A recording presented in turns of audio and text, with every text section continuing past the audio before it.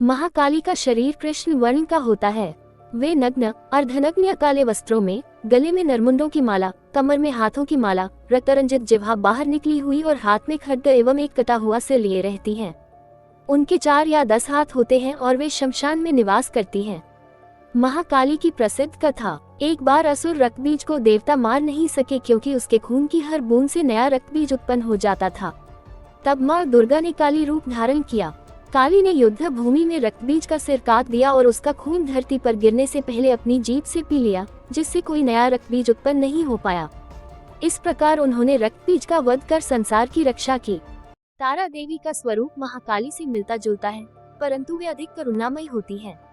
वे नील वर्ण की हैं, रक्तवर्ण जिह्वा, 4 भुजाएं, एक हाथ में खड्ग, दूसरे में कटे हुए मस्तक, तीसरे में कमल और चौथे में अभय मुद्रा होती है। वे शव पर खड़ी होती हैं और उनके साथ महाकाल शिव शव रूप में नीचे होते हैं। वे करुणा की प्रतीक हैं जो साधक को जन्म मरण के बंधन से मुक्त करती हैं। तारा देवी की प्रसिद्ध कथा।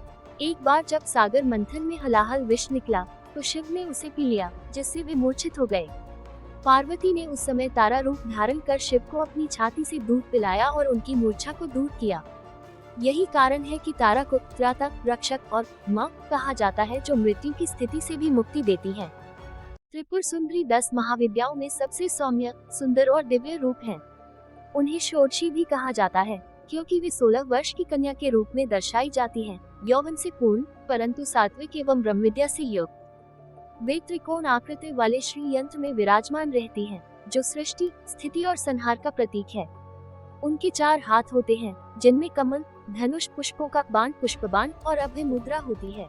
माँ त्रिपुरा सुंदरी प्रसिद्ध की कथा। त्रिपुर सुंदरी की कथा ब्रह्मांड की सृष्टि से जुड़ी है।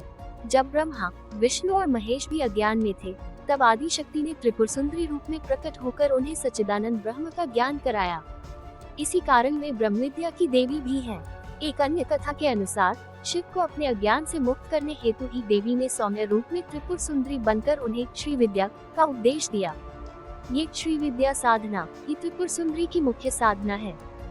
भुवनेश्वरी का नाम ही उनके स्वरूप को दर्शाता है। भुवन यानी ब्रह्मांड और ईश्वरी यानी स्वामिनी। वे समस्त सृष्टि की अधिष्ठात्री देवी हैं।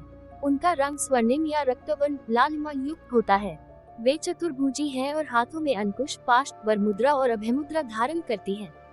उनका मुखमंडल तेजस्वी, करुणामयी और मातृवत होता है। माँ भुवनेश्वरी की प्रसिद्ध कथा। जब ब्रह्मांड की रचना नहीं हुई थी और सब कुछ शून्य था, तब आदि शक्ति ने भुवनेश्वरी रूप धारण किया। उन्हीं की इच्छा शक्ति से ब्रह्मा, विष्णु और महेश की उत्पत्ति हुई। ये देवी इच्छा शक्ति का प्रतीक है, जिनसे समस्त सृष्टि का आरंभ हुआ। एक कथा के अनुसार एक बार देवताओं और असुरों के बीच जब त्रास बढ़ गया, तब देवी ने भुवनेश्वरी रूप में प्रकट होकर अपने मायाजाल से दोनों को वश में कर लिया और संतुलन स्थापित किया। छिन्नमस्ता देवी का स्वरूप अत्यंत रहस्यमय, प्रतीकात्मक और शक्तिशाली है। वे स्वयं अपना सिर धारण किए हुए हैं। उनके गले से 3 रक्तधाराएं निकलती हैं, एक स्वयं देवी के मुंह में और शेष 2 उनकी 2 सहचरी देवियों डाकिनी और वाराही के मुंह में जाती हैं। वे नग्न होती हैं, हाथ में तलवार और अपना कटा हुआ सिर लिए होती हैं और एक युगल कामदेव और रति पर खड़ी रहती हैं, जो काम का नियंत्रण दर्शाता है। माँ छिन्नमस्ता की प्रसिद्ध कथा। एक बार देवी पार्वती अपनी सहचरियों के साथ मंदाकिनी नदी में स्नान कर रही थी। सहचरी डाकिनी और वाराही ने भूख के कारण उनसे भोजन मांगा। देवी ने कुछ क्षण विचार किया और फिर तुरंत अपनी तलवार से अपना सिर काटकर उनके लिए रक्त की धारा बहा दी। ये बलिदान, स्वत्याग और प्रेम से सेवा का महान प्रतीक बना। ये रूप बताता है कि मूल चेतना शक्ति स्वयं को भी अर्पण कर सकती है, मुक्ति, शक्ति और सेवा के लिए। धूमावती 10 महाविद्याओं में सबसे रहस्यमयी और तामसिक स्वरूप है। वे वृद्धा रूप में होती हैं, बिना आभूषण, बिखरे बाल, पीले वस्त्र, सूखी व कृशकाया के साथ दिखाई देती हैं। वे रथ पर सवार होती हैं, जो बिना घोड़ों के चलता है।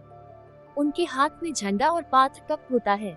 उनका चेहरा क्रोधपूर्ण या उदासीन होता है। वे विधवा देवी मानी जाती है और अशुभता, वैराग्य और माया की परे की सच्चाई को दर्शाती है। माँ धूमावती की प्रसिद्ध कथा। एक कथा के अनुसार एक बार देवी पार्वती को अत्यंत भूख लगी। उन्होंने शिव से भोजन मांगा, पर जब उन्होंने मना कर दिया तो पार्वती ने उन्हें ही निगल लिया। बाद में शिव ने आकाशवाणी कर उन्हें बाहर निकलने को कहा। उसी समय देवी का यह स्वरूप बना धूमावती, जो धुएं के रूप में प्रकट शक्ति है। इस कथा का अर्थ है कि जब सब कुछ नष्ट हो जाता है और केवल धुआं, अवशेष, शून्यता बचता है, तब भी चेतना विद्यमान रहती है। बगलामुखी देवी को स्तंभन शक्ति की अधिष्ठात्री देवी माना जाता है। वे पीले वर्ण की होती हैं, पीले वस्त्र पहनती हैं और पीले कमल पर विराजमान रहती हैं। उनका एक हाथ शत्रु की जीभ पकड़ता है और दूसरा हाथ गदा उठाए हुए होता है, जिससे वे शत्रु को निरुद्ध स्तंभित करती हैं। वे सौम्य रूप में दिखती हैं, परंतु अत्यंत प्रभावशाली और तेजस्वी होती हैं। माँ बगलामुखी की प्रसिद्ध कथा। एक बार सृष्टि में भीषण तूफान उत्पन्न हुआ और सब कुछ नष्ट होने लगा। सभी देवता भयभीत होकर माँ दुर्गा के पास गए। तब देवी ने बगलामुखी रूप धारण किया और ब्रह्मांड की समस्त गति को स्तंभित स्थिर कर दिया, जिससे तूफान शांत हो गया। तब से वे नकारात्मक शक्तियों को रोकने वाली देवी के रूप में पूजित हुई। मातंगी देवी को तांत्रिक सरस्वती कहा जाता है। वे विद्या, कला, संगीत और वाणी की देवी हैं, परंतु वे मुख्य धारा की नहीं, अपवर्जित और रहस्यमय शक्तियों की अधिष्ठात्री हैं। उनका रंग गहरा हरा या नीलवर्ण होता है। वे 4 भुजाओं वाली होती हैं, वीणा बजाती हैं, पुस्तक, माला एवं वरमुद्रा धारण करती हैं। वे हरे तोते के साथ दिखाई जाती हैं, जो वाणी और चेतना का प्रतीक है। माँ मातंगी की प्रसिद्ध कथा। एक बार पार्वती जी ने शिव जी को प्रसन्न करने हेतु एक भव्य भोज आयोजित किया।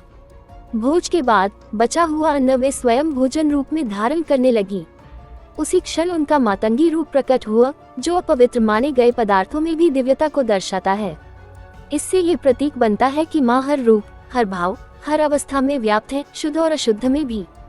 कमला देवी 10 महाविद्याओं में अंतिम है और इन्हें तांत्रिक लक्ष्मी कहा जाता है। इनका स्वरूप अत्यंत सौम्य, सुंदर और दिव्य होता है।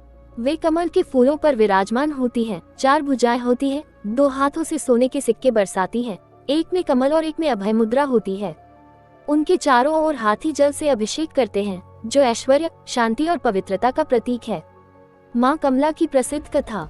कमला देवी वही है जो वैदिक परंपरा में महालक्ष्मी के रूप में पूजित हैं।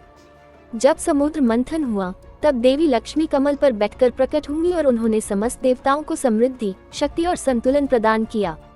महाविद्या परंपरा में वे शक्ति का वह रूप है जो सांसारिक जीवन में रहते हुए भी धर्म, अर्थ, काम, मोक्ष चारों पुरुषार्थों को संतुलित करती हैं। त्रिपुर भैरवी देवी शक्ति का उग्र, जागृत और भयंकर रूप है। वे रक्तवर्ण लाल होती हैं, खुले बाल, लाल वस्त्र, लाल पुष्पों से सुसज्जित और उनकी आंखों में तेज, क्रोध और संहार का भाव होता है। वे त्रिकोण में स्थित अग्नि की तरह प्रतीत होती हैं, जो तमस को भस्म कर देती है। माँ त्रिपुर भैरवी की प्रसिद्ध कथा। त्रिपुर भैरवी को त्रिलोक की संहारिका माना जाता है। एक बार त्रिलोक में अधर्म और अज्ञान का अत्यधिक प्रसार हो गया। तब देवी ने भैरवी रूप धारण कर संपूर्ण अनाचार, असुरता और अंधकार को समाप्त किया। उनका ये रूप बताता है कि आध्यात्मिक जागरण से पहले एक भीतर की क्रांति, विनाश आवश्यक है।